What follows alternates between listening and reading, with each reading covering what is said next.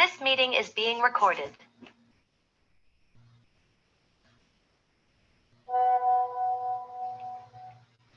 Good afternoon, everyone, and welcome to our NACC Spring Seminar. Thank you all for joining us, and especially thank you to Corn for sponsoring this webinar. So for those of you that don't know me, my name's Anne Dudley and I am the Chair of the South West Region. Behind the scenes, we have Kitty and Becky, who are our admin team, and they do all the real work really to make sure that everything goes well today. So thank you both very much, ladies. Hopefully you're all aware of our association and what we do, but just to remind you, the NACC unites, supports and represents everyone working in and associated with catering in the UK care sector. We're committed to raising standards of care catering and championing the positive impact that nutrition, hydration and mealtimes have on physical and emotional health and well-being of the elderly and vulnerable in all care settings. Okay, so just a little bit of housekeeping to go through. We have a chat function at the bottom of your screen, so please say hi and tell us where you're from and make yourself known to us. Just get involved. You can direct chat to just the speakers if you want to, or the panelists as we're known as, or to everybody. So just include it, and any comments you've got, where you're from, if you find it's useful, any questions, anything, just go for it. If you want to ask a specific question, then please use a question and answer box also located at the bottom of your screen. We'll have an opportunity when we go through all of our speakers later on to pose those questions to them if we're not able to answer them beforehand first. And just remember, there's no such thing as a silly question. So this seminar is being recorded, so if you want to watch it again, then you'll be able to do that once it's been uploaded in a few days. And of course you can share with your work colleagues as well. What else have we got to say? There are some of our other past seminars on the website as well, which all our members are able to watch. We have today also, if you're watching here with us, we have our NACC publications, and the Planning and Dining in Care Homes publication is a fantastic resource, especially if you've got new chefs that are quite new to care catering as well. So get in touch with the NAC afterwards if you're interested in getting a copy to download. Then we'll give you at half price today. So what else have we got to say today? We will be shortly I'll be introducing you to Sue Cawthry, who is our chair. She will give you a little bit of an update on what's happening nationally, and then we'll be introducing our different speakers as we go through the afternoon, and they'll be telling you a little bit on our subject matter today. We do hope to keep to time today, so I shall move over now, and I think our next person is Sue.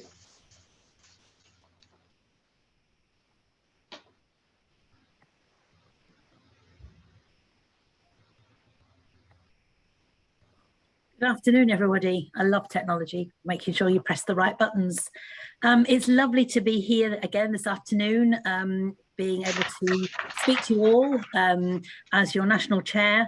It's a great organisation, and I'm very, very proud of what we strive to achieve year on and year out. The world is now opening up as we see it, and I do believe that it has never been more challenging in our sector, as we're still facing COVID. COVID has not gone away, and I was on a call earlier today with a couple of my colleagues where we're talking about in North Yorkshire, where I'm based, there are still care homes that are having to close with the outbreak of coronavirus still attacking us. So we are still very much in the middle of it all, as well as hospitals and other care organisations. And of course, the other challenges that we're now facing are the increase in costs. Food costs are rising. I'm sure some of you probably have seen that we're also now being challenged a little bit with shortages on certain products. And of course, then we've got the rises on fuel and the gas, insurance, and the list is endless. And I think we're all now really starting to feel the pinch. We're all having to be quite innovative and creative with our services and looking at how we can do things differently, how we can deliver differently, and of course all still managing to stay happy and cheerful, because that's what we're all about. The NACC is here to help and support our members in any way we can. Obviously, we can't make things better for you on the front line, but we're here to support you. And sometimes a problem shared between colleagues is a problem halved. So if you do need any help with anything, and even if you think that you just don't know where to go or what to do, please contact us. You can go on our website, you can contact all the regional officers as well as national officers, and of course you can contact our lovely ladies who work in our NACC office. I'm also glad now that I'm able to get out a bit more and go and visit other organisations, other national national organisations like ourselves, where we represent the NACC, whether it's at LACE or the hospital caterers, and the list is endless. So that's really good that we're now able to go out and network with other like-minded organisations. And of course, we have been working in partnership now with the organisers of the Care and Hospitality Show that's on the 13th of June at Haberdashers' Hall in London. So I'm hoping that as many of you will be able to go to that. It's a very, very interesting agenda. Obviously, the NACC, myself, has been asked to speak. So there's a really varied programme. So I hope that as many of you can attend that as possible. This year, we are focusing on our members and what we offer you and what we don't offer you. And we are going to look at what we can do to improve, how we can support you more. So, you know, we're always open to ideas and suggestions. So please, if you've got anything you think that, well, I wish you could do this, or, you know, maybe the NACC could do this a bit better, then please let us know. We do welcome, of course, your suggestions. There's a busy year packed, and obviously at the moment one of the things we're focusing on is the Care Chef competition. This is a wonderful event that we hold annually, and it really enables us to really show what amazing food is being cooked in care settings across the UK. So if you are a member and you're thinking about it, go ahead and fill in that application form, or if you know somebody who might be interested in attending the Care Chef and taking part, then help them along. And again, if we can help you with anything like that, go to your regional officers and they will help you with that. And of course, later on this year will be our Training and Development Forum in October, and more information will come out about that over the next few months. So if you haven't got that in your diary, or in fact, if you haven't got any dates in your diary, everything is on our website. So please use our website to get all the information. So this afternoon looks like a very interesting a range of speakers, and I'm really looking forward to hearing everybody bring us up to date with what's happening, and particularly what's happening in the Southwest. So have a fabulous afternoon, everybody, and look forward to seeing you at some live events as we get to meet each other around the country later on this year. Thank you.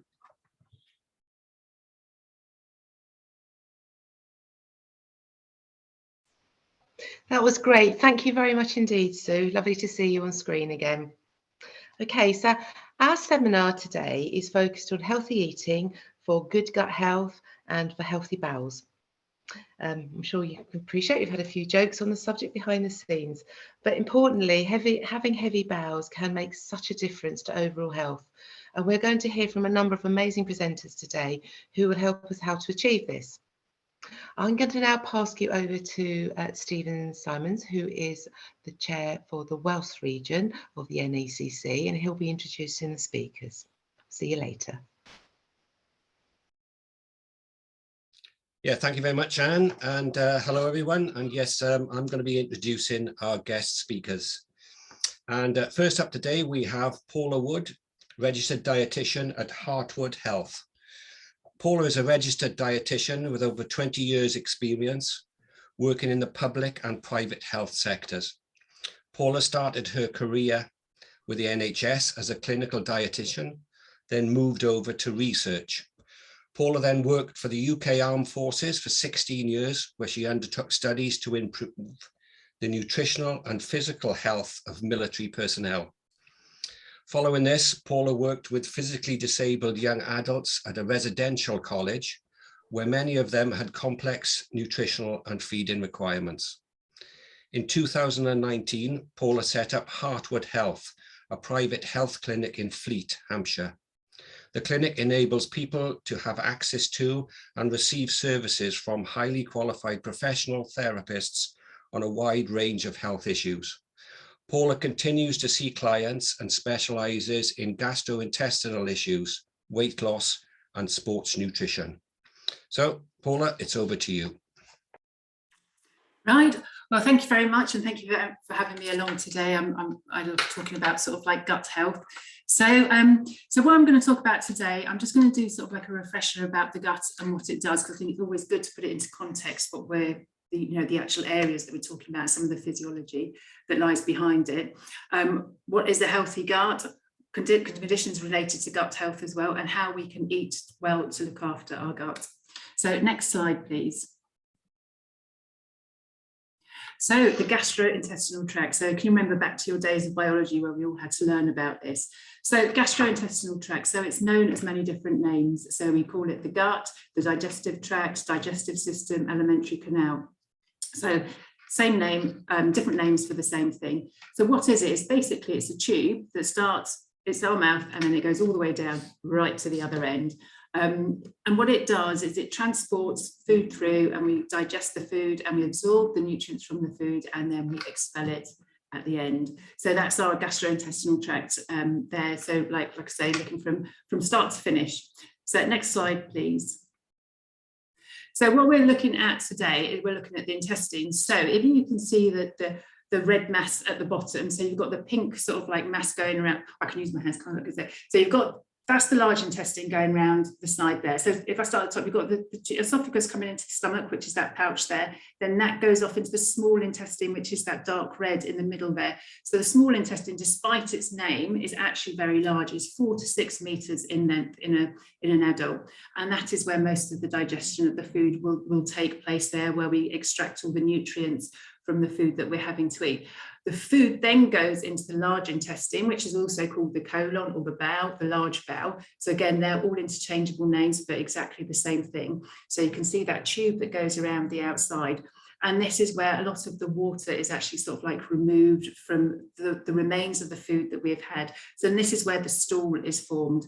So what are our stools made of? They're mainly made of sort of like bacterial mass, which I'll be talking about later on as well. And then the remains of foods that are broken, the remains of protein, sort of like carbohydrates, the undigested parts, the fiber, and also fat in there. And it also absorbs the sodium and potassium as well. And it's something called short chain fatty acids, which are quite important, which I'll talk about a bit later. So that's what we're talking about when we're talking sort of like about, sort of like the guts mainly, because this is where a lot of research has focused on recently. So next slide, please. So a healthy gut. What is a healthy gut about? How do you know whether you have a healthy gut? So I think this is something, when we're sort of looking after ourselves as well. So what we're looking for. So how often you open your bowels is really important. So this is quite variable for everyone, but as long as it's staying the same for you. So anywhere between 3 times a day can be normal for one person, 3 times a week is normal for another person.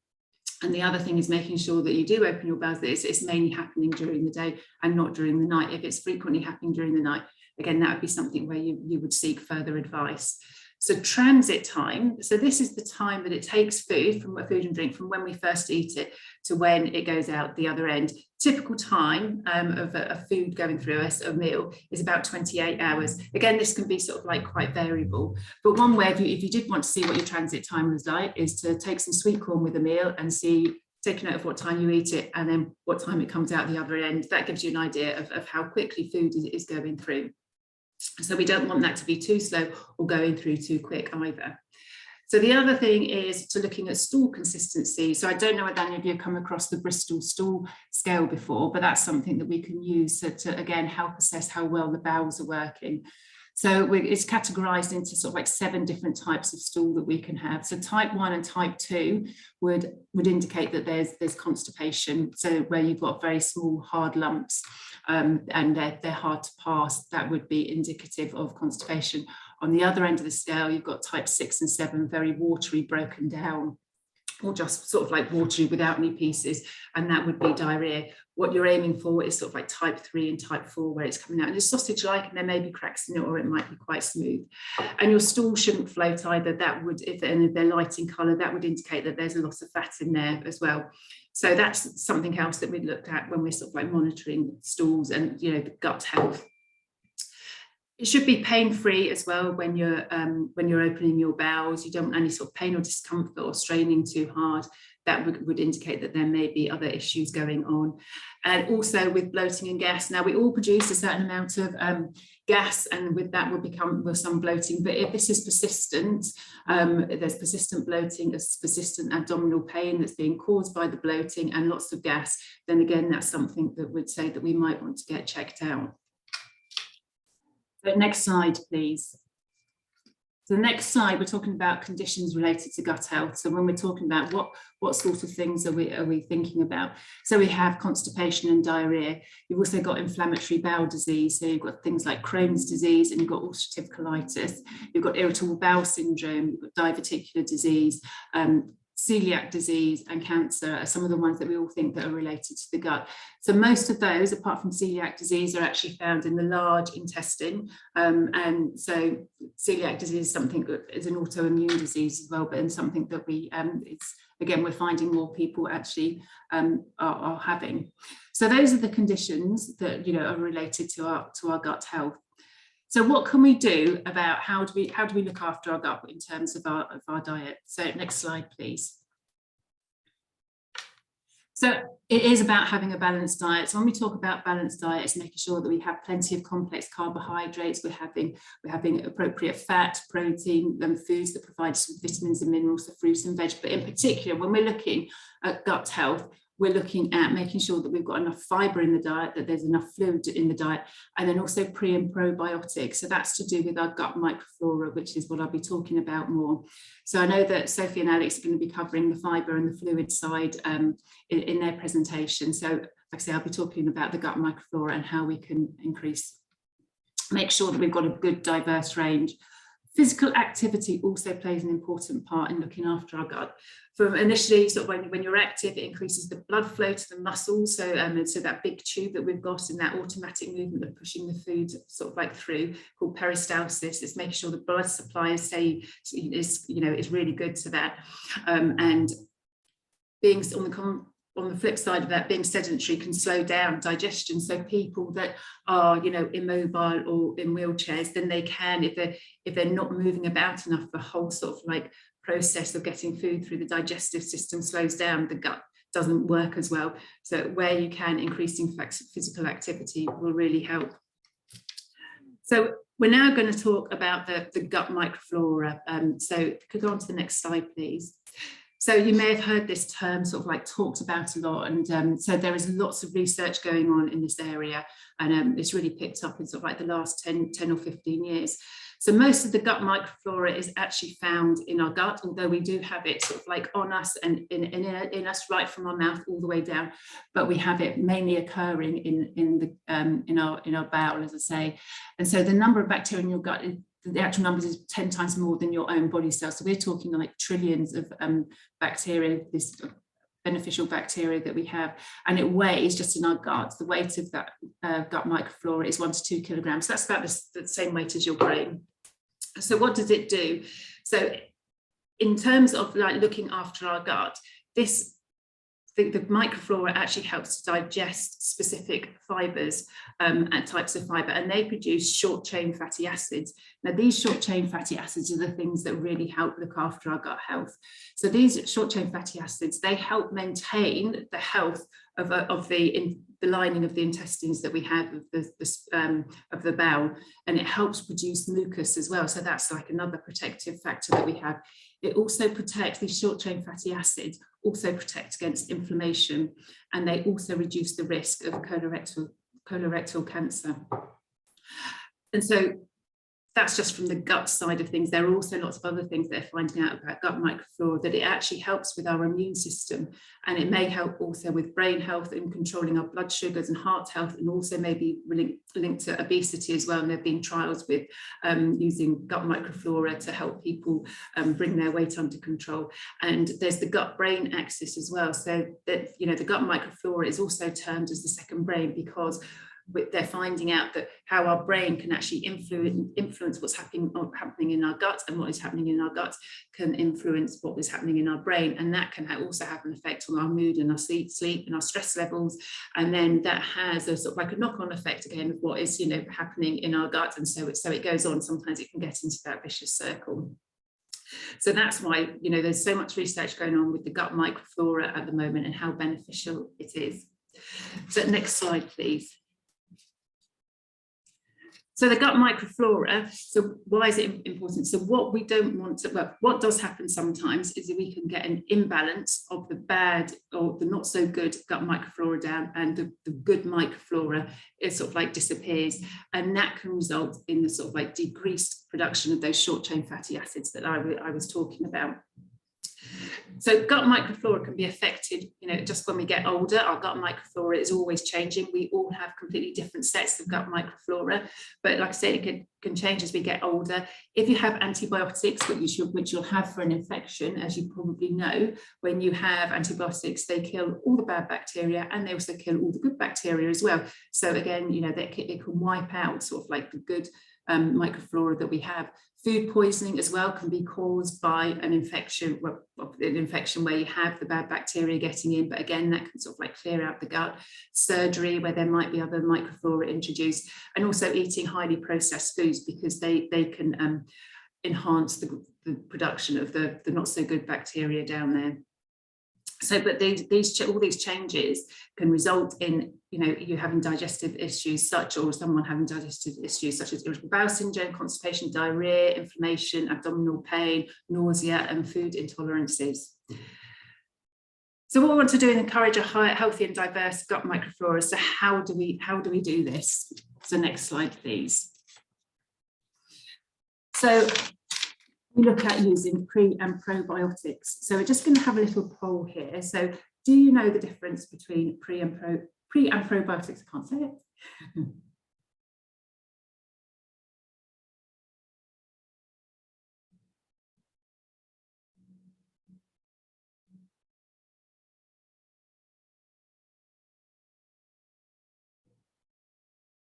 Right. Oh, that's because quite a few of you know the difference, so that's great, but more of you tend not to know. Right, okay, so I shall now talk about the differences between the pre and probiotics. So next slide, please. So probiotics. So probiotics are the live bacteria that are good for our digestive system, and they are found in a number of foods such as fermented milk products. I've got a list on the next page, and some yogurts. And what they do is they help to restore and improve the balance of the gut bacteria. So next slide, please. So here are the dietary sources. So you've got like kefir, you've got things that will be live yogurt, non-dairy yogurts, and so you've got these foods that are now coming more commonplace in our diets as well. So things like kimchi and miso and sauerkraut. So these are all fermented products that have a high probiotic content. So probiotics, like I said, these live bacteria that are able to resist being broken down when they go into the stomach, where you've got a very acid environment. So that the whole point of that is that it kills off bacteria, so that it's keeping us safe. But these probiotics can actually survive that. They're resistant to the acid, and they will end up down in the bowel. So, but the thing is with probiotics is we don't actually know how much we need. There is no recommended daily intake for probiotics, as in how much we need to take, how long we need to take them for, or how often we need to take them for. So ideally, that is something that that you go along and say, right, okay, you need these certain types of probiotics, these certain types of bacteria to help you improve your gut health. But we'd need to know what your actual gut microflora looked at the moment to be able to sort of like recommend which ones you have and how often and how much. But we're not at that stage yet. So at the moment with the supplements, so with the probiotic supplements, I would recommend that people have those if they don't feel that they can have some of the other products, so like the kimchi or miso in their diet on a daily basis, and they are having sort of gastrointestinal issues, then probiotics are the supplements are a good thing to have. And even just looking after for general gut health, it is worth having. But it's trying a probiotic for, say, like 4 weeks, you should see a benefit if you're going to see a benefit. If you don't feel any benefit, then go and try another one and see if you feel benefit. It's a bit of a scattergun approach. There are so many different types of bacteria, and it's finding out which ones will help improve your gut health. But like it says there, the general guidelines include as many fermented foods in your daily diet as possible. Like I said, that lots of those foods aren't sort of like freely available or accessible to many of us. So next slide, please.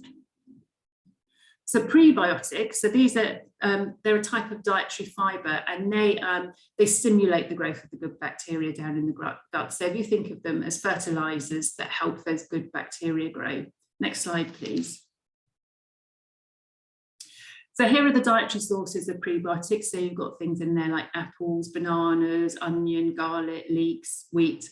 So they all have a prebiotic content. Some foods already might be fortified with prebiotics, so you can buy some little sort of like snack bars that are fortified with prebiotics that have these extra ingredients added. And ingredients that you might say might not necessarily say prebiotic on it. It might have one of the following on there, like galacto-oligosaccharide, fructo-oligosaccharide, oligofructose, chicory fibre, or inulin. So they're all types of the beneficial fibre, otherwise known as prebiotics. So again, how much is beneficial for us to have on, on a daily basis or a weekly basis? So again, there aren't any guidelines for how much we should be having, but there is some research suggesting that we're coming out now, suggesting that we have 3 to 5 grams of prebiotics per day. Which can be hard to manage when you're having sort of like a varied diet. You won't know how much you're having. However, if you are having a good fibre intake, it is likely that you're going to be achieving enough prebiotics in your diet. So in terms of supplements, if you are having that diet that is high in fibre, then no, you wouldn't need to take a prebiotic supplement. But if your diet is potentially sort of like low in fibre, you have gastrointestinal issues, it would be worth taking a prebiotic and a probiotic so that these prebiotics are actually helping the good bacteria to grow. So next slide, please. So, and the other thing that's now becoming more popular, a way of achieving the more diverse gut microflora, is about eating plenty of different plant-based foods. So I don't know if you've heard of this recently, but someone who's good to follow is the gut health doctor, and she's involved in lots of research in this area. And again, there are lots of sort of like recipes and things like that. About including as many foods as you can. So studies recently have shown that people who eat more than 30 different plant-based foods a week have more diverse gut microbes than people who eat less than 10. So what counts as, a portion? So it's all fruits and veg and whole grains, legumes. So that's beans and pulses, nuts and seeds, and herbs and spices. So, a portion of fruit or veg will count as sort of like 1 helping, and then spices will get like 1/4 of a helping each. So just listed down here is a way that you could achieve 30 different types of plant-based foods a week of a different variety. So you've got then 10 different veg there, 10 different fruit, and then you've got the grains, the legumes, nuts and seeds. So again, it's about, you can see it all goes back to, it's very much along the lines of a Mediterranean diet as well, encouraging people to eat plenty of fruits and veg. It had to have plenty of fibre, to also have plenty of plant-based foods as well. And it's not necessarily always, that you're having to replace some of the, replace some of the meat. To replace some of your meat meals a week is good, but also adding extra plant-based foods in where you can to help increase that variety. So next slide, please.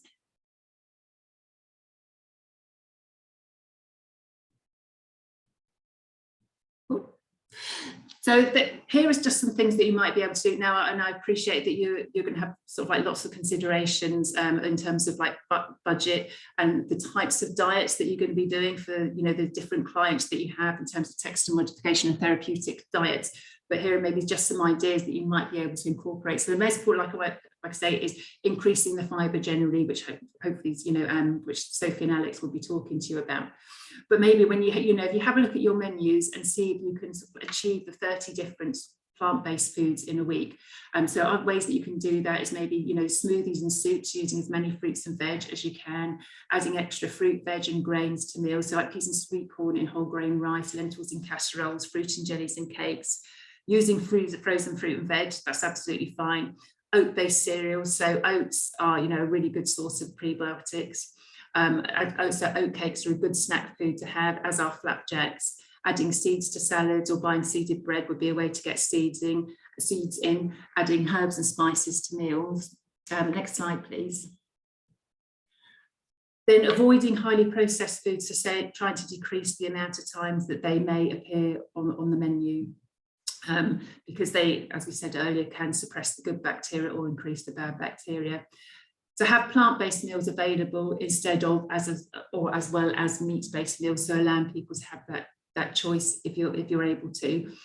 And so in terms of probiotics, I think it might be quite difficult for you to sort of like to bring those sorts of foods in for people to, because they're at the moment they're sort of like fairly expensive. But maybe if you are able to have live yogurts available and maybe have probiotic drinks available, or maybe friends and family can bring them in for clients, and that would be good, so that you can start increasing the probiotic content of the diet. And then sort of like using dark chocolate instead of milk chocolate. This is a good snack to have, and it's also a really good source of prebiotics. So it's just about, again, sort of like increasing the variety, increasing the fibre, and looking very much at the Mediterranean sort of like style diet for that, wide range of fruits and vegetables, and having lots of plant-based foods in there as well. So that's the end of my talk. So I hope it has been of some use. So I'm happy for any questions at the end.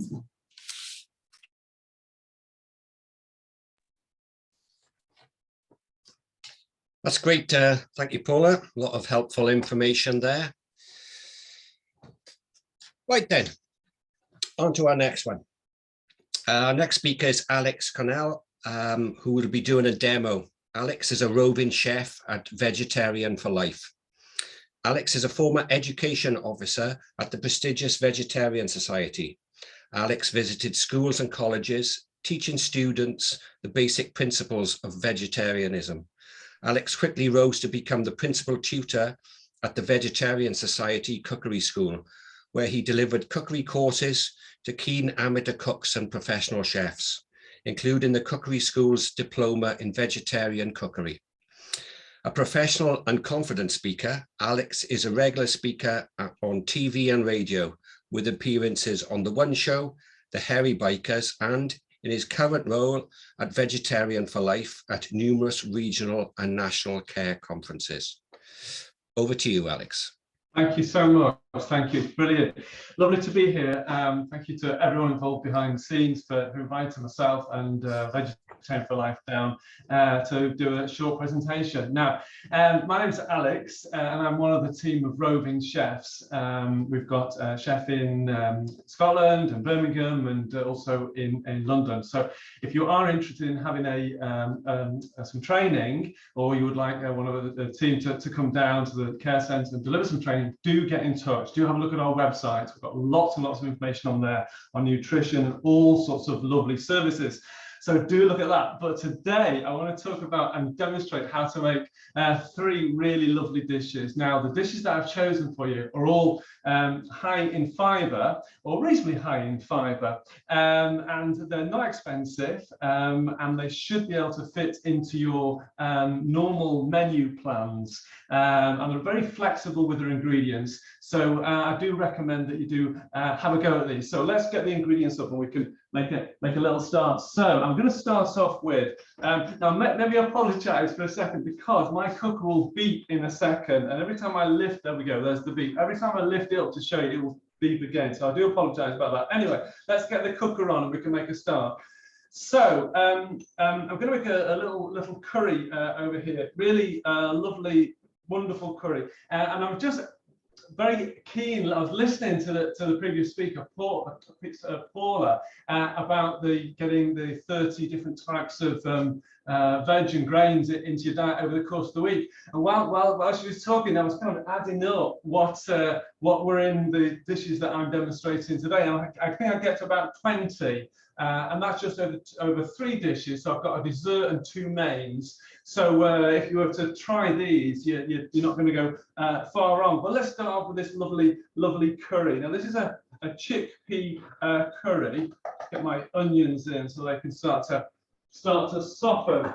So you'll find these recipes on our website. Do have a look. We've got lots of information and services all advertised throughout the website, so it's definitely worth a look at that. So check out Vegetarian for Life. So this curry, what we got here, I've got some onions which I've just finely chopped up with a little bit of oil in here, and they're just going to soften away. And it takes about 20 minutes or so to cook this from start to finish. It really is an easy dish. So I've got here some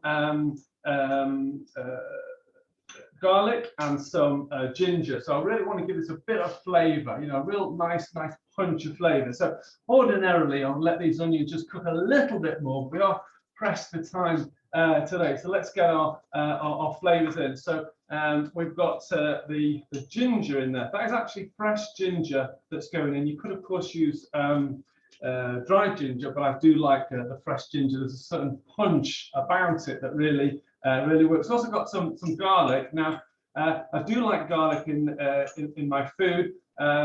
If you want to make it a little bit easier, if you're cooking at home, you can use a sort of pureed one. You can buy it frozen and with the ginger as well. So it's nice and easy. It's certainly worth putting in. So there's my cooker beeping away as I promised it would do. Okay, I've also got here some mushrooms. Now I'm going to get these in straight away so we can cook down a little bit.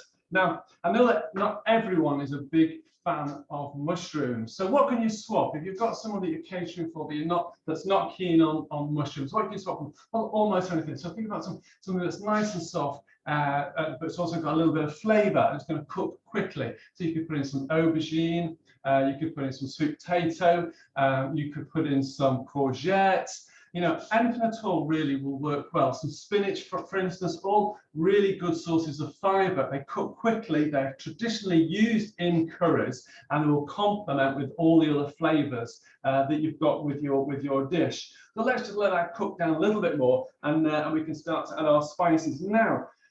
On the recipe, which you find on the website, you could use a generic spice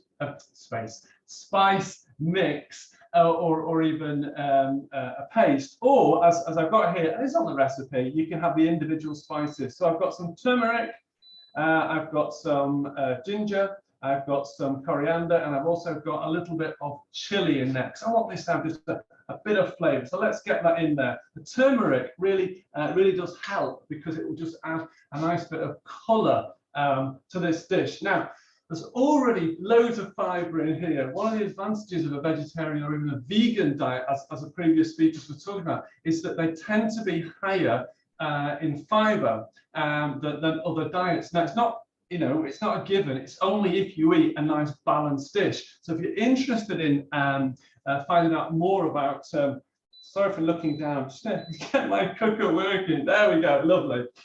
If you are interested in more information on a balanced diet, Vegetarian for Life has produced a whole series of information to help you with that. But this one particularly is nutrition for older vegetarians and vegans. And it's BDA accredited. Now, if you're a member of Vegetarian for Life, you would have got this automatically sent to you for free. And in fact, it's free to join Vegetarian for Life. You've got to, have a few standards to join. But if you're not a member, I would encourage you to do so. But you can also just visit our website and order one of those. So it's certainly worth having a look at. That's free as well. You can download the PDF, or you get a hard copy for free as well. We've also got some other. I'm not going to go through all the resources we've got. We've also got food fortification for vegans, and also vegan baking. I know over the past couple of years we've all been getting into baking, so do have a look at that. Right, let's get back to this lovely dish. Right, cooker back on. So the onions are now starting to brown. The spices are coming through. The smell. I know it's a real cliche, and I do hear myself saying it. It's a cliche, but but the smell is lovely. The garlic, the ginger, the spices, the onions are really coming through well. So what else are we going to put in here to increase the fibre? Now, chickpeas are a wonderful source of fibre. You can buy them frozen or tinned. These are tinned. Let me just get these in while I'm chatting. Great source of fibre, great source of protein, relatively inexpensive. If you buy them dried, what I recommend is to soak them overnight, and then they'll expand kind of like ×3 almost. And then when you cook them, you can do a whole batch of them and then split them and then freeze them, and then you can use them as and when you want. And that does work out a little bit cheaper than using tinned. But if you're just catering for a small number of people, then tinned really does work well. Just drain it and then you can pop it in, and they're cooked before they go in. They just need heating up. And that's going to make it. It's a real good source of fibre, but also a good source of protein. Now we're nearly done with this. It really is quite a quick curry. And the turmeric now is starting to colour. I hope you can see this. I know it's difficult with these sort of Zoom presentation things, but the colour is really coming through well with all that turmeric. Lovely. So what else have we got in there? So also got some chopped tomatoes. In we go with that. Some fresh ones, who's tinned if you want, and also some coconut milk. Now this is a kind of a korma-ish, not quite full korma, I guess, but the coconut milk is going to add obviously a little bit of protein. It's also going to add fat, but also a nice creamy texture. So that's just going to bubble away and do its own thing. Now, to give us a bit more flavour, what you can do is just add a little bit of stock in here once it's bubbling away, and that will just dissolve in nicely. Now, what I'm making is it's actually vegan.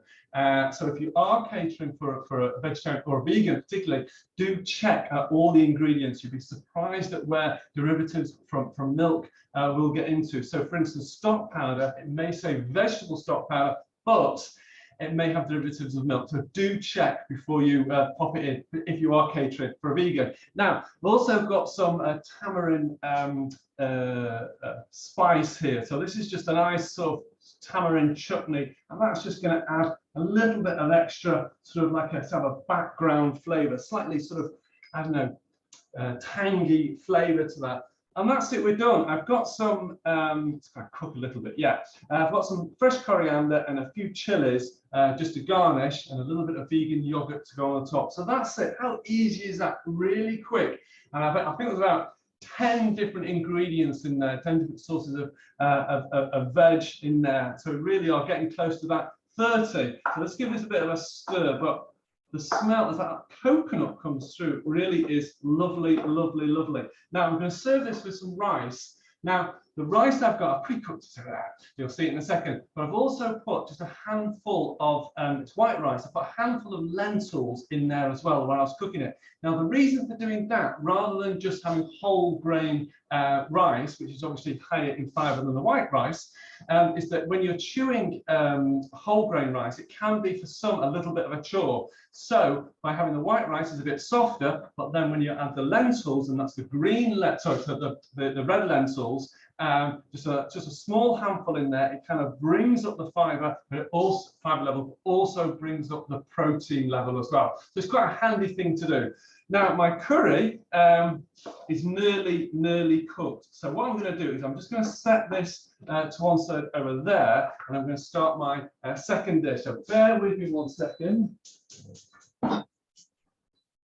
And there's those beeps as I promised. Okay, so the next dish that I want to show you, if I can just bring my tray around over here.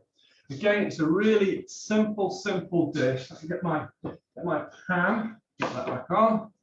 There we go. So this is a bolognese, really quick, easy, relatively inexpensive. I hesitate to say cheap because what is cheap these days, but really is as cheap as it's gonna be. So I've got here a little bit of oil. I've got a little bit of olive oil in here. That was vegetable oil in that one over there.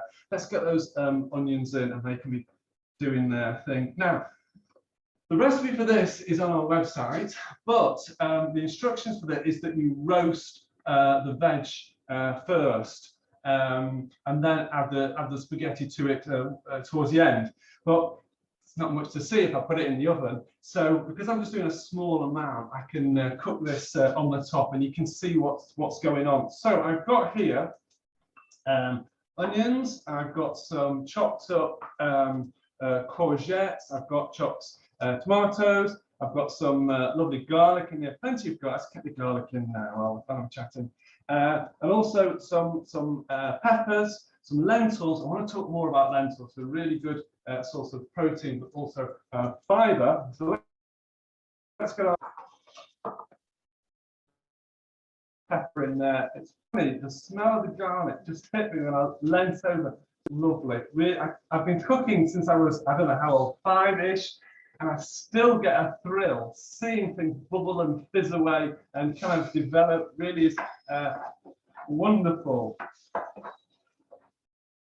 And the smell of the pepper. So hopefully you can see this.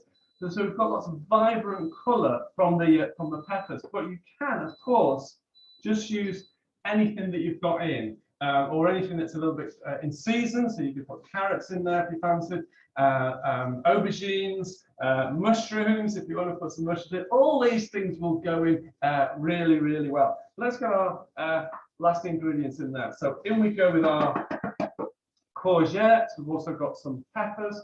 Put peppers in. These are tomatoes. Bear in mind that on the original recipe on the website, these were all roasted. So I'm kind of cooking this on the top here so you can see what goes on. In we go with that. Now, lentils.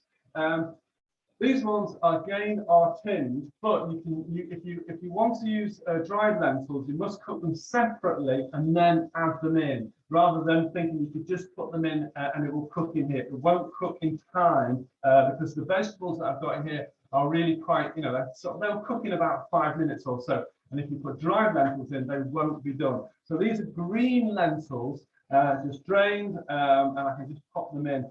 So great source of fibre, great source of protein, gives a bit of structure. Let's just give this a bit of a stir. Really quick to make. Now, just to give it a little bit of extra flavour, I've got some balsamic vinegar, and it just kind of increases the acidity slightly, and also some herbs. Any herbs are fine. So I've just got some general mixed herbs, and that's just going to do its own thing. So this would be roasted in the oven, but I wanted to show you it, so we've got it on the top. So what I'm going to do is I'm just going to pop this to one side and allow that to continue to cook, so I can show you my last dish for the day. So bear with me while I just pop that over there. There's the beef.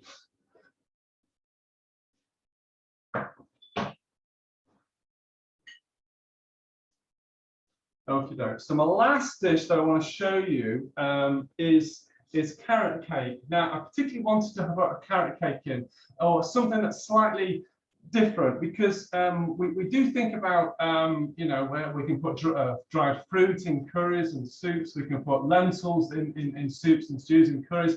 We can use beans in bologneses, all sorts of things. We can do that. We do that. But maybe the pudding part just kind of gets neglected. Obviously, you've got some fruit-based puddings, which are going to be higher in fibre. But what about carrot cake? Now, with this recipe, okay, on the website, it has 300 grams of carrot. Really, it's a good amount of carrot. So let's get this mixed up. Now, I'm not going to cook this in real time between you, but don't tell anyone else. I have baked one earlier, so let's make a start with this. So all we're going to do is get our sugar in there. So that brown sugar, you can use white sugar, but I would go for brown sugar. It just has a little bit of extra flavour. I've also got some vegetable oil in there.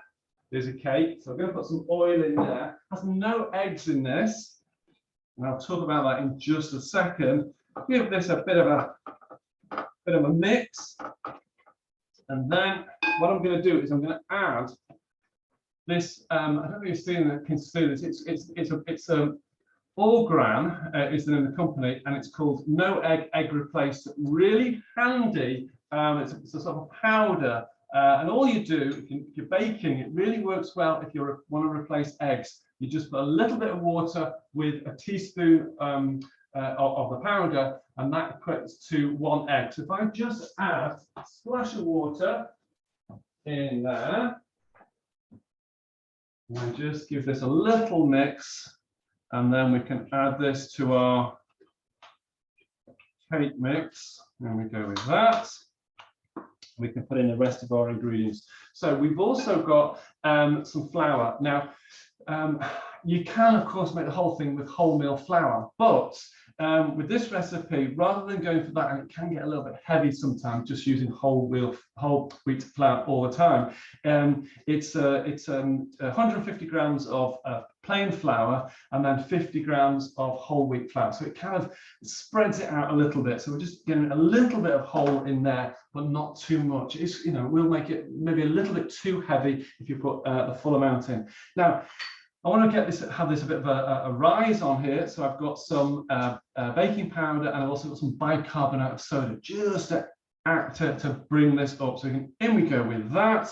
Also got some spices. Now, do be generous with that. I've got some ginger, I've got some cinnamon, and I've also got some allspice in here. If you've got a generic spice mix for cakes, that can go in just as well, but do be generous with it. It does make quite a big cake.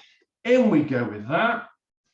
Now, it's also got some chopped walnuts. Now, walnuts obviously have got a bit of protein in it, so that's good. It's also got some fibre in there. So what we're doing is we've got the carrots, we've got a little bit of wholemeal flour in there, and we've also got the nuts. So we're kind of like really kind of not being sneaky, but we're getting that all those lovely fibre ingredients in, but we've still, at the end of the day, got a beautiful cake.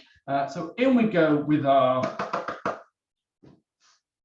carrots. Let me just move this out of the way. And then we pop this into our tray, our baking tin, once this is all mixed up. And then put this into the oven and it'll bake. It'll take about 3/4 of an hour. And you know when it's done because you'll have timed it, and it's gas mark 3. But also use the trick, which you'll remember, is putting the skewer in, and if it comes out clean, it's done. Now, when you're making this, if you think it's a little bit kind of over heavy with the carrot, and you want to add a bit more liquid to it, stick to it. Don't change it, because as you cook it, obviously the carrots have got lots of liquid in, and that's going to come out. So don't add any more extra liquid, thinking it's not moist enough. So all we do is we pop that in there like so, and then we pop that into our oven for 3/4 of an hour or thereabouts, and then we'll end up with, as if by magic, a lovely cake, which I've got here. So you end up with this delicious looking carrot cake. So all those kind of like healthy ingredients I've put in there, they're now disguised in there. And if you want to do a topping for that, you can.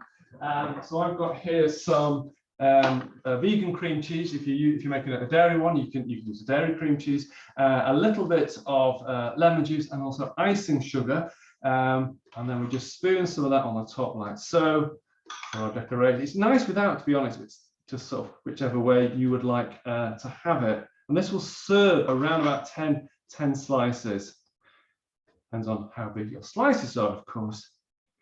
And then just to sort of make that look a little prettier, also add a bit of extra flavour. I've got some orange zest over here, and I'm just going to sprinkle some of that on the top like so. So it just kind of gives that look with that orange colour from the orange, because it's a carrot cake, so we can let people know that it's a carrot cake. So if I just lift this up, my computer is just in front. One of these days I'm going to tip it, it's going to land on there. But anyway, so what we end up with something like that, a really lovely looking cake with all those bits of fibre in there from the various different sources. So lovely. Put that inside. Let's bring our curry back up and we can serve that. So that is cooked now. So I have my plate like so. So as I said before, I cooked some rice, but I've got a handful of lentils in there, and that just helps to add a little bit of protein and fibre, but also that the white rice is slightly easier to chew, so it just kind of makes it a little bit easier, I guess. So on we go with our curry, slide like that, and then we can dress that with some coriander.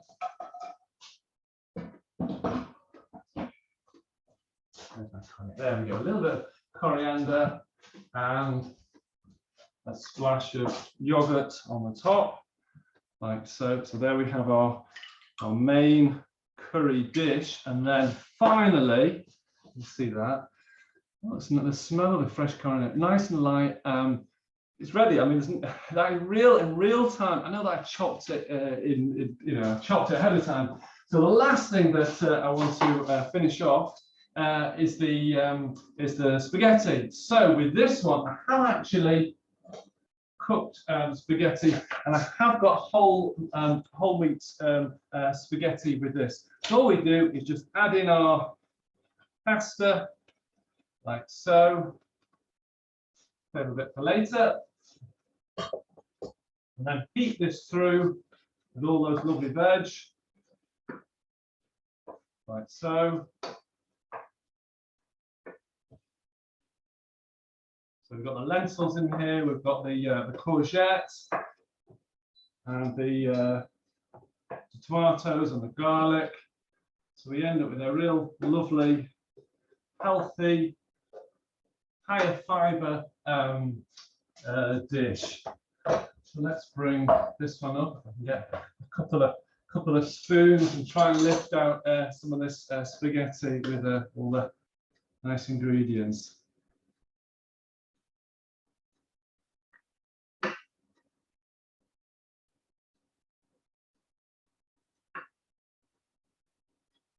There we go. There we have our last dish, with, just to finish off, some fresh basil on the top, a couple of leaves on there. And if you want to put a little bit of cheese, you can get vegan cheese in most of the supermarkets and the suppliers. But I would just say, for the vegan cheese particularly, if you've not tried it before, less is more, definitely. Less is more with that, or even completely leave it out. So I'm just going to put a small amount on the top. And there we have it. Let's bring our cake back so you can see that. So there we have just a few recipe suggestions that you might want to incorporate into your menus. Really easy, inexpensive, simple to make, and hopefully all the people that you cater for will enjoy them. So that's me. Thanks for watching.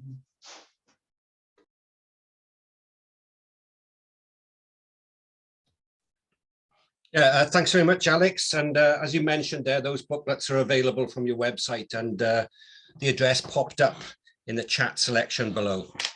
Thanks very much for that. Right then, our next presentation is from our sponsors, Quorn. We're pleased to welcome Mike Watson, Head of Education, and Tess Kelly, Head of External Engagement. The title today is Why Quorn Has a Place in Care Menus, on Care Menus.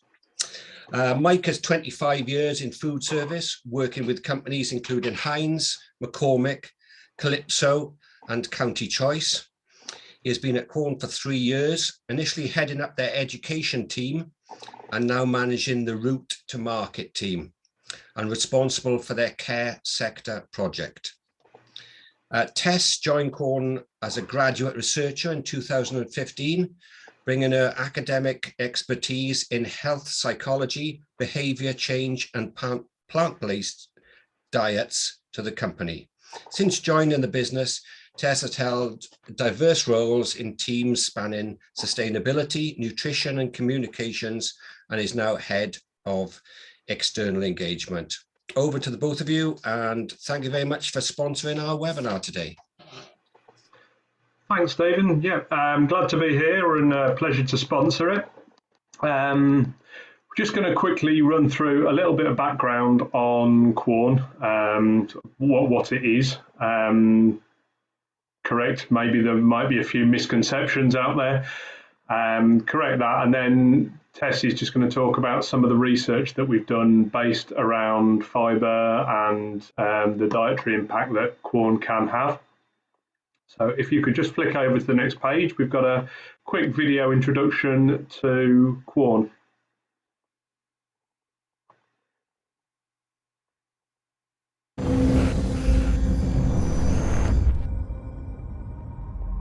Life, a miracle of our universe.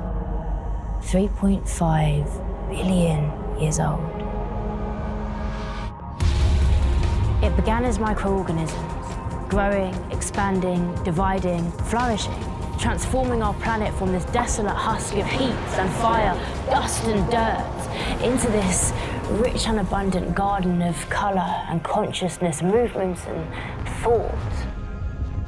Even now, inside our bodies, microorganisms outnumber human cells 10 to 1. They're in the air we breathe, the food we eat. They affect how we act, how we think, how we feel.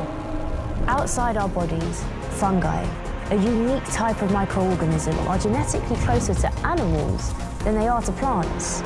They breathe oxygen. They digest food. They even communicate via a vast network hidden deep beneath the earth. And our ancestors, they knew this, using fungi for food and medicine. But somehow we forgot that ancient partnership. Until recently. Amidst the cultural revolution of the swinging 60s, humans discovered mycoprotein, a nutritious superfood cultivated from a specific strain of fungi using the ancient art of fermentation, the same method used by our ancestors to preserve food and maintain a healthy diet. But fast forward to today, and a lot has changed. Life as we know it is under threat. Our air is polluted, our rivers are emptying, our forests are dying, our health is at risk.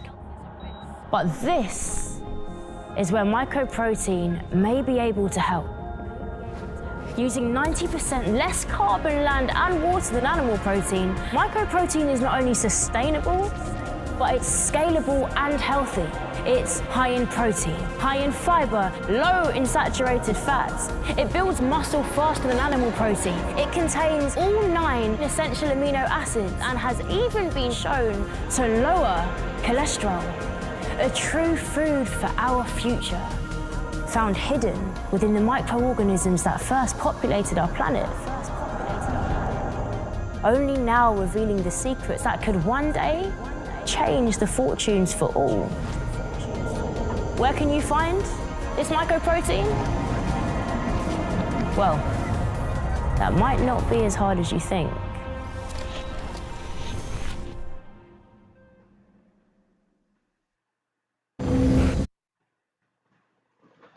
Okay, I hope you found that interesting and informative. Just a couple of stats around the trend on eating less meat. So just over 40% of the population now are looking to reduce the amount of meat in their diet. That is being led by younger people. So almost half of them adopted a flexitarian or meat-free diet. They eat out at least once a week, and they choose places to eat based on meat-free on the menu. Younger people tend to have health along the, sustainability is their primary driver for choosing meat-free. As you get older, then you're more likely to choose meat-free because of the health benefits. And it's not really considered a special diet anymore. So it's just part of the overall dietary landscape of the nation now. It's not a fashion thing, it's just part of the overall culture. The next slide, please. So just building on what was in the video there, a couple of points to make. That it was in the 60s that Lord Rank decided that there was the potential for a protein shortage all around the world in the aftermath of the Second World War. So sent scientists out all around the world looking for a new sustainable protein source. They didn't really know what they were looking for. You can see there over 3,000 soil samples from all around the world were taken and looked at. But in the end, they found it in a back garden in Marlow, in Buckinghamshire. So hence Quorn's original company name, Marlow Foods. And Fusarium venenatum is actually the first new food to be recognised since the potato.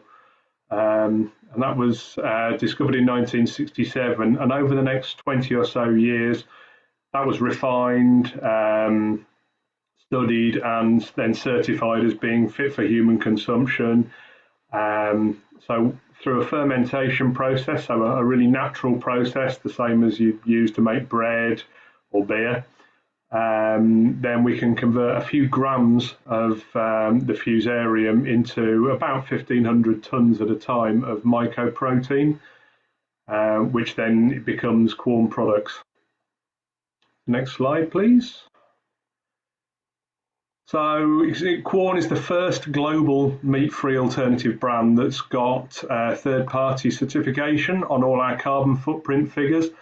I don't know if you saw, there was an article, I think it was on the One Show earlier this week, about greenwashing. People making lots and lots of claims for products around green credentials, some of which were proven not to be correct. We've been independently audited by the Carbon Trust, and so all our claims are verified. So we're 70% lower carbon footprint than chicken and 95% lower than minced beef. Next slide, please. So there's a couple of things that people commonly aren't aware of. So a lot of people think that Quorn is made of soy. It's not. It's completely soy-free and always has been. It's UK produced. Our factories are in Middlesbrough and Methwold in Norfolk. And a lot of people think that Quorn is only for vegetarians or vegan, but nearly 3/4 of Quorn is actually purchased or consumed by customers not identifying as vegetarian or vegan. So that's where we're coming at the care sector, really, is that there's an awful lot of positives that we can bring from a nutritional perspective. Tess is going to talk to you about some of the fibre claims that we've researched. But we're aware that not a huge number of people in the care sector at the moment are vegetarian or vegan at the moment, although obviously that will increase over the coming few years. But we'd like you to consider Quorn as the solution to some nutritional problems that you may have as a food in its own right, rather than just as a meat-free product. So that's all from me. So I'm just going to hand over to Tess now. Mike. Hi everyone, it's an absolute pleasure to be with you today. It's been such a fascinating session. I know I'm really inspired to go away and count up how many vegetables I'm eating in a week, and those dishes Alex looked spot on. I love the look of the curry, and I think I might even add a few corn pieces into that. I think it would work really nicely.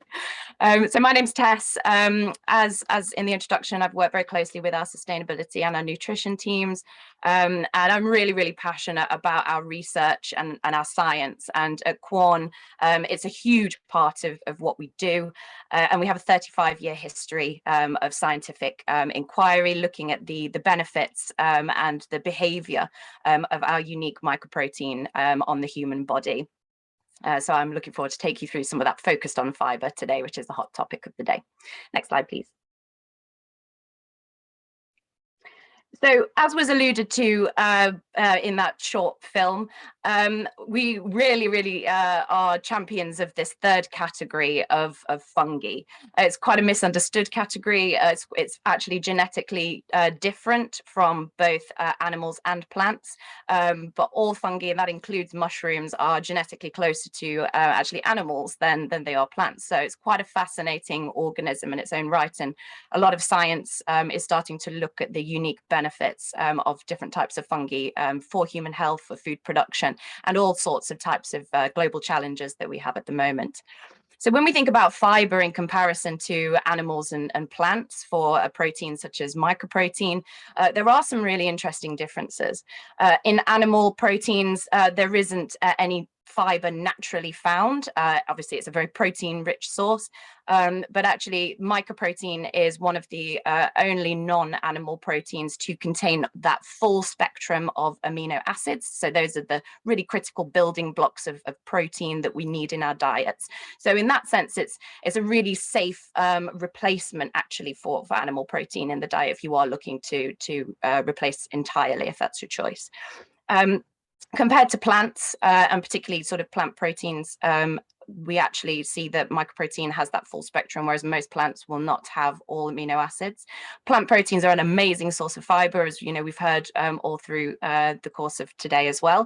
However, when you're looking particularly at our category and a meat alternative product, so the other types of products you might see that are based on soy or pea proteins are actually produced in a very different way. So where we use fermentation to grow this sort of whole food source, the plant proteins tend to be extracted. So that removes any of the additional nutrients, such as the fibers, and create isolates, which are then used to create those meat alternatives. So we take a very different route.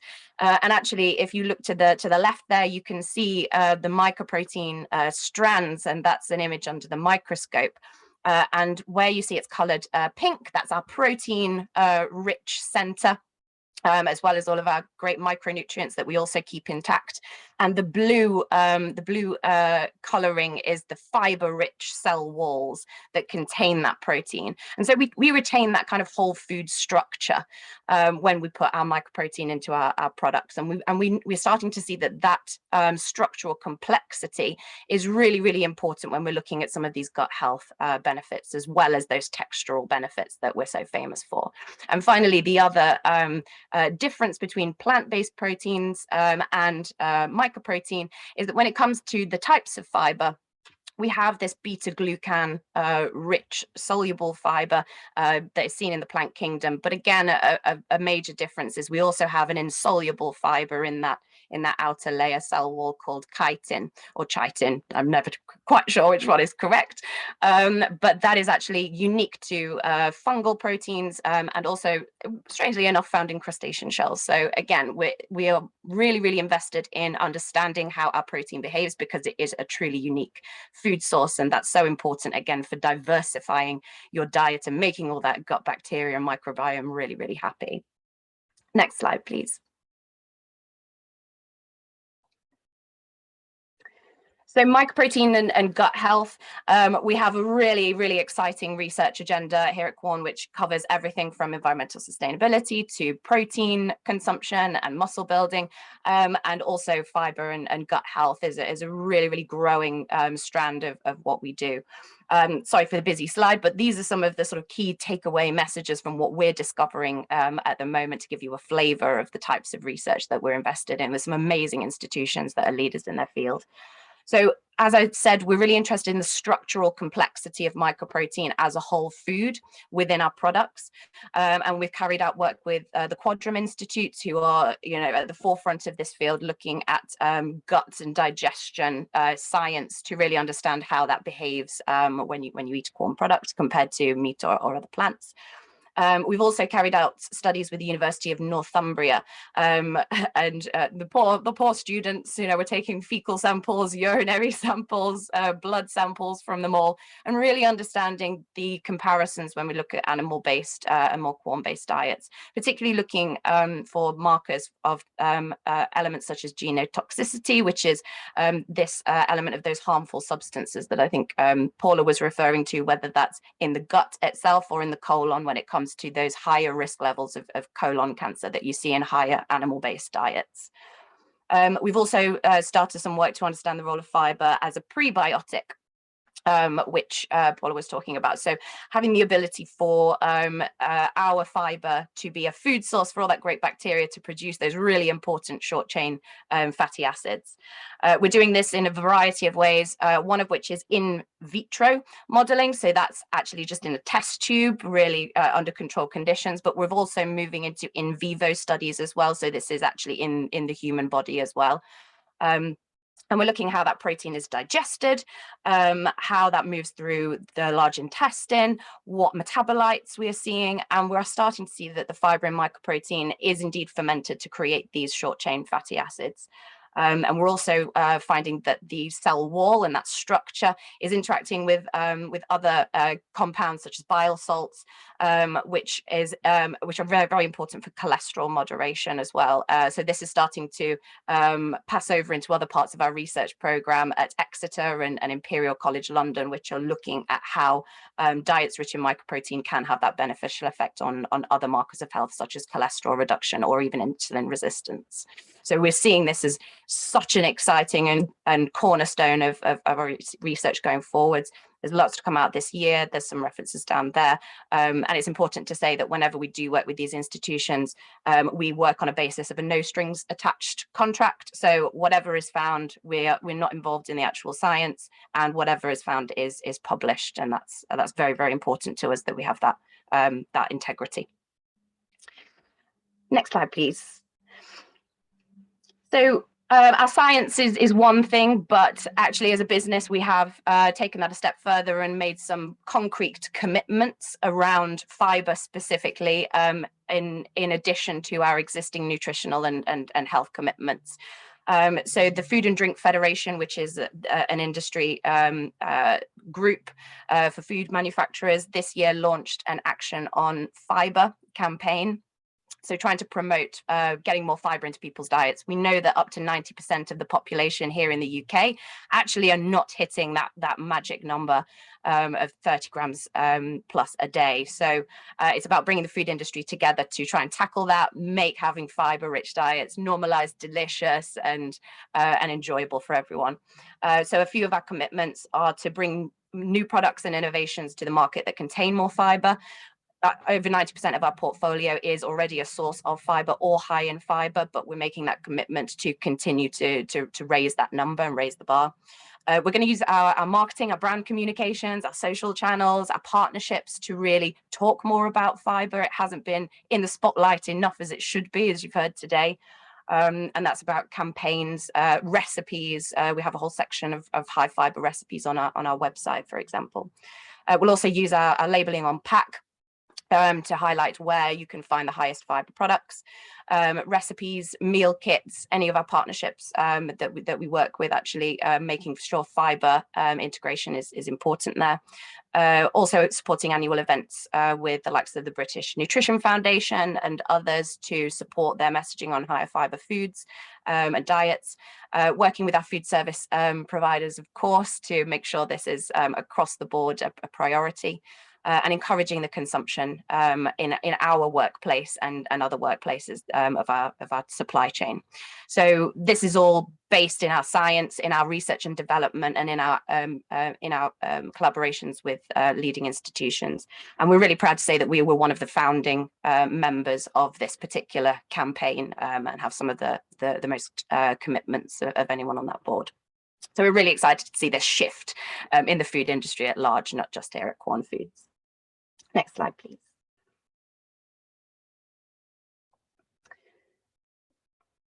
And this is very much a flavour of the research and science that we do at Quorn. Please, I encourage you, if anything has sparked your interest today and you have questions, obviously very happy to take some of those in a short moment.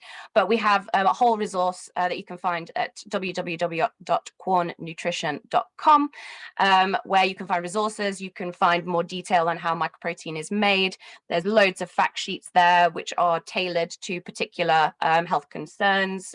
You'll find full micronutrient profiles with articles, videos, events posted there, so you can keep up to date with our science. And those are just a couple of pictures of our great PhD students who are really breaking boundaries and making new discoveries in the field of protein and fiber research as a whole. So I encourage you to go to that resource, and please reach out to us as well if you have any further questions. And I think that's all from me. I'm really excited to take your questions, and thank you so much again for the wonderful invitation and the event. It's been brilliant. Thanks very much, both. That was great. And thanks again for sponsoring us. Right then, on to our final speaker of the day, and that is Sophie Murray, who many of you may know. Sophie will be speaking on bowel health in care homes. How big is the problem? Sophie specializes in nutrition and hydration in her role as quality improvement and regulatory partner for Signature Senior Lifestyle. Sophie's primary role is to link care and catering together to promote a responsive, high standard of dining and food. Sophie has won numerous awards, including Healthcare Caterer of the Year twice. Sophie has regularly spoken at events and is also a published writer for clinical and industry journals and takes part in sector innovation projects. Over to you, Sophie. Do you know what? I'm still enthralled by the previous speakers. Absolutely brilliant. So I'll try and make this as interesting as possible, but I've taken in so much around Quorn, and I think I need to now include it in my presentation. So thanks for the introduction, Stephen. And I will try and wrap up. Next slide, please. So I'm just going to talk, just trying to round a few things up, helping constipation through food and fluid, I should say, there in care homes. So next slide, please. So in terms of what is constipation, it's been referred to as a lot today, and just one definition could be it is a combination of a reduction in the frequency of bowel movements, 2 or fewer per week, or 2 or more symptoms such as straining hard stools, feeling of incomplete evacuation. It's unpleasant, it can be painful, it can affect our quality of life. So moving on to the next slide. So in terms of how big is the problem, hard to find UK data as such. There's data in other countries a lot, and suggesting data that between 50 and 80% of people in care homes may have constipation or medication for constipation. So it's a really huge problem. In terms of how big is the problem for the people themselves, I've got some health survey data there that it's some obvious stuff. Reduced role functioning, the ability to carry out everyday activities if you've got that completely unpleasant feeling, and chronic constipation in patients with perhaps dementia, cognitive or neurological illnesses, can be aggravated by their treatment regime, for example, antipsychotic or anti-epileptic medication. So it can get worse because of medication. It can be a problem for people with strokes in particular, and Parkinson's disease. And there is good practice guidance out there with NICE around self-management of constipation, but the problem is big. And at the moment, I think there's some great initiatives out there to help, but I'm not sure. I think there's a lot more that could be done. So moving on to the next slide, please. So causes of constipation. We've had some brilliant speakers already talking about fibre. So not eating enough fibre, such as fruit, vegetables, cereals and corn. Not drinking enough fluids, not moving enough, other reasons. I think today is very much focused around our diet and food, but there's other causes of constipation and also some medical conditions where the muscles are affected as well. So if I could have the next slide, please. In terms of what is fibre, I don't actually want to repeat what's been in previous slides, but if anyone wants to look back over the slide deck, they'll be able to have a read of that. But fibre is very much about whole grain, whole fibre, soluble, insoluble fibre, and short chain fatty acids and prebiotics, which we've heard about really well already. So next slide, please. I think we've also heard a fair bit around what fibre can actually do, that it does improve the diversity of microbiota. So we heard about probiotics and prebiotics, improving constipation and lactose intolerance, enhancing our immunity. If our guts are working well, if they're helping the digestion of foods, if they're helping certain vitamins to be produced, reducing inflammation in our guts and helping the body use sugars properly. So slowing down the blood sugar release, helping to keep hunger and blood sugar in check. So absolutely key to so many aspects of health. If I could move on to the next slide. So in terms of what can be done to help, we've already heard, I know Tess mentioned in the previous slide, previous presentation around what we're aiming for is 30 grams a day. And we know from generally diet and nutrition surveys that many people fall short of fibre intake to that degree. So if we have, in effect, a captive audience in that we have residents in care homes and we have one restaurant in that care home, we can really do so much around the menus to try and help people. I've put in there about increase gradually to reduce flatulence where needed. We don't want to suddenly whack it all in tomorrow and have people feeling really quite uncomfortable due to other factors. So we can, and I will talk in more detail in the subsequent slides, try to make sure that we are promoting our fresh fruit and vegetables and diversity of vegetables we heard about, so that we get that range of bacteria. Bearing in mind as well, for when it comes to fibre, some really do have more fibre than others.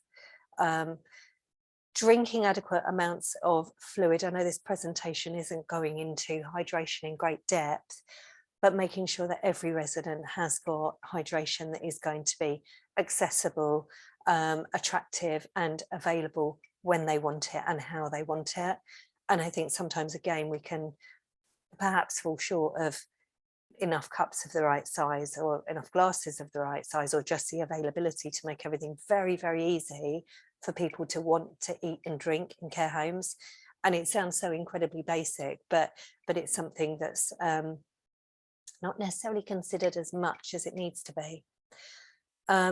So promoting healthy toilet routines, it's maybe not a conversation that flows every day around toilet routines, but when people have their wellbeing assessments in care homes, just general conversations around bowels, making sure that it is a question to go through. And forgive me, I've just seen a typo in there. So assessing if a person needs physical help, again, part of the assessments, particularly if we have residents who are self-caring, to be able to have that conversation of, how are you managing? Do we need to look at things like raised toilet seats or grab bars? Care homes should have all of these automatically, but sometimes we might need to do more in people's bathrooms. Are clothes easy to remove? Is there the full support that people truly need? Assessing bowels, again, we saw in Paula's talk around the Bristol stool chart, and people just becoming quite familiar of what good looks like and what good doesn't look like around diarrhea and constipation, both ends of the scale. But trying to make that comfortable conversation so people know what a healthy bowel is. so that they haven't just got very used to an unhealthy bowel and just not wanting to talk about it. Investigating for underlying causes around constipation, like drug treatments. Are there alternatives? Is there more that can be done? Are there muscular problems around the bowels that need looking at a little bit more? So I know I am going wider than that remit around food with just in a care home, what else we can do. And obviously where needed, referring on to health professionals for additional support, perhaps medication in some cases, to loosen bowels or specialist advice such as the gastroenterologist. But I think so much more can be done around fibre and fluid first, before we perhaps leap into medication, unless that is the appropriate course of action for that person. So if I can have the next slide, please. So I want to bring in the poll questions now, just to generate a little bit of activity for the end of the day. So I've got 4 questions going on there. Higher or lower in fibre? So it's either white toast or wholemeal toast. If you can pick what's higher or lower, peas or carrots, nuts or raisins, and cornflakes or porridge. So I will let you just answer that for a moment.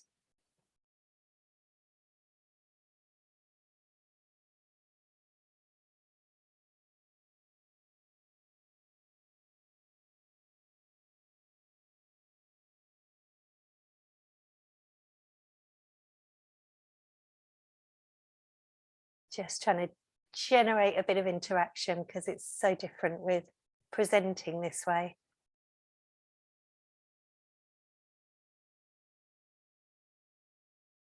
Okay, good answers. So what we've got is everyone is getting the first one right. Wholemeal toast, most definitely, and I'll talk about a little bit more in a moment. So peas or carrots, we've got a mix going on there. Slightly in the lead, we've got peas. So higher or lower in fibre, nuts are slightly higher in fibre than raisins. And cornflakes or porridge, we've got porridge in the lead there. Thank you so much for participating in that. I'm just going to go into a little bit more detail in the next slide. The aim here is really thinking about menus as much as is possible. So next slide, if I may. So now with our menus, what can we do to try and promote fibre in the menus? So I'm well aware and completely respect we come with our own preferences. We all have preferences, perhaps around white or wholemeal toast. But where we can, the more we can promote higher fibre, and bearing in mind high fibre is considered 6 grams in 100 grams, which I noticed that corn is bang on there in the high fibre range. I need to obviously add it to here. So wholemeal toast with peanut butter, you've got 8.4 grams. We're trying to achieve that 30 grams in a day. So that's really a great thing if people like it. Doesn't have to be breakfast, could be any time of day. So much more, 7 grams more almost than white toast and jam. Cornflakes can be an absolutely firm favourite with somebody. Looking at fibre content, we're not really going to achieve a huge amount, 0.9 grams. Whereas something like porridge, you could be getting about 4 grams, bran flakes about 5 grams, or combinations to try and promote fibre that little bit more. Bearing in mind that we very much need hydration going on at the same time when we are promoting fibre, particularly insoluble fibres. So we can see there yogurt and granola. I was thinking more around the breakfast there. So granola could be a homemade version, up to 5 grams of fibre in a portion. Peas and carrots was one of the questions. There you go. There's your answer going on there. Could be in a carrot, you get about 1.5 grams of fibre. Peas, you're going to get about 6 grams going on, and some good proteins going on there as well. So shortbread biscuits, I've just put some other snacks on the left there that could be quite popular for our residents. So cream crackers, peeled apple, tomato soup. You can see they're perhaps lower in fibre options. I'm not suggesting you shouldn't have them, not at all, but just to create an awareness. Whereas on the right hand side, if we look at some of those other examples, eating any vegetables or fruit with skin on, where people are able to, and they're the skin that you can eat, that can be absolutely great, because that's often where the fibre is. You can see, and we've heard Alex talk a little bit today as well, baked beans, pearl barley, lentils. I mean, look at the amount of fibre that's going on in lentils. It can be absolutely incredible. And lentils are really quite versatile, whether we're adding in soups or stews, or custards or lentil flour in cakes. We can again be quite inventive to try and help improve fibre in the diet. And then you've got things like Ryvita crackers, you know, sometimes making that subtle shift. And some people absolutely love Ryvita, but care homes might perhaps get in the habit of buying something like cream crackers.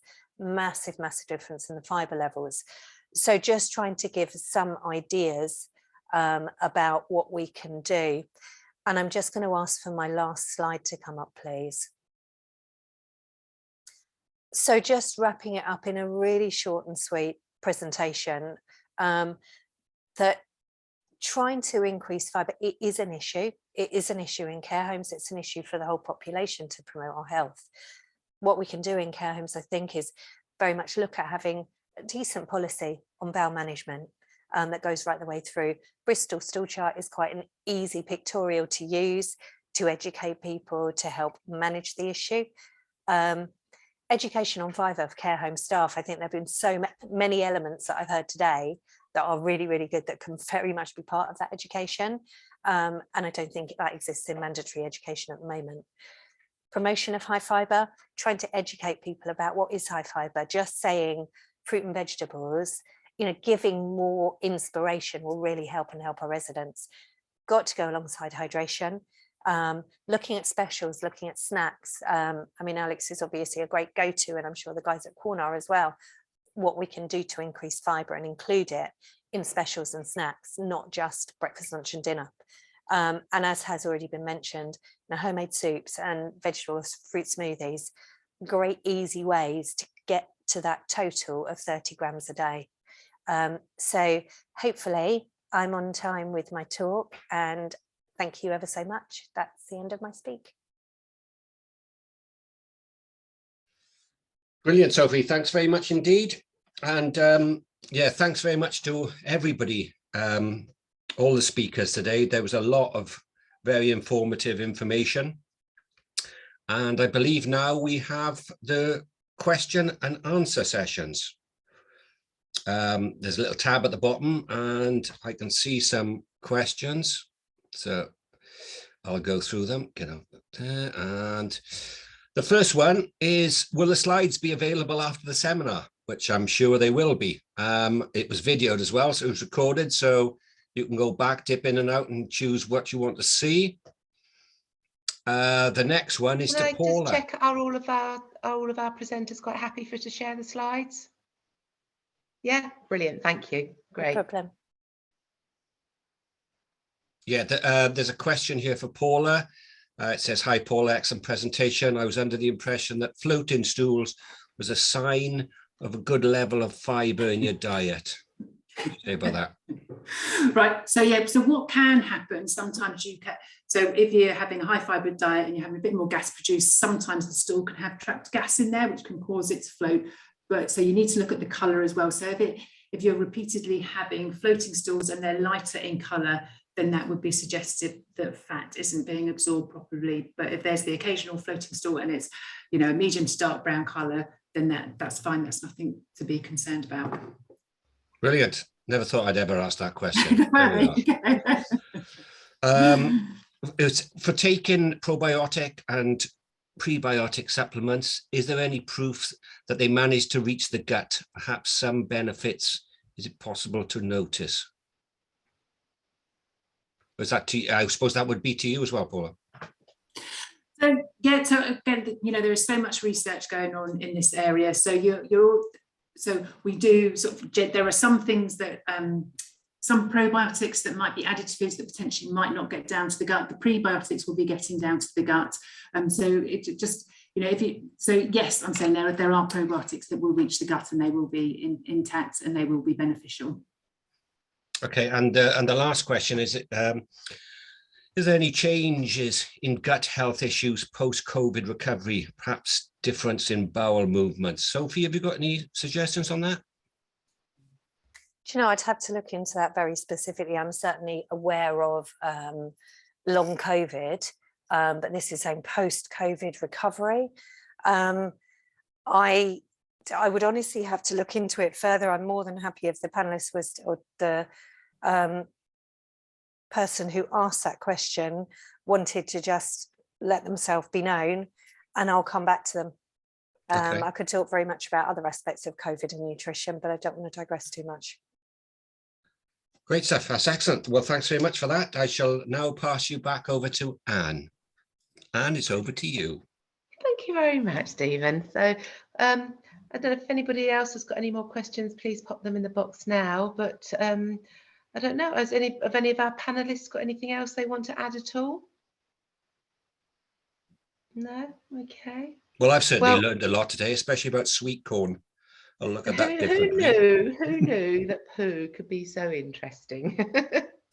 But it's been great. I mean, I think it's one of those topics, you know, we kind of, nobody wants to talk about, and so, but actually I think it's really, really good, because at the end of the day, it's just a function we all do, and we can all joke about it, but it really can have such serious consequences on our health, and obviously our residents as well. And there's such easy ways that we can do when you think about, you know, just the food, adding more food in, thinking about those probiotics, thinking about using other products to, you know, to support and to join in with the foods that we're already doing. And, you know, using corn, for example, in those foods, you know, this is going to not only support the protein richnesses that we need in our diet, it's going to also improve that fiber.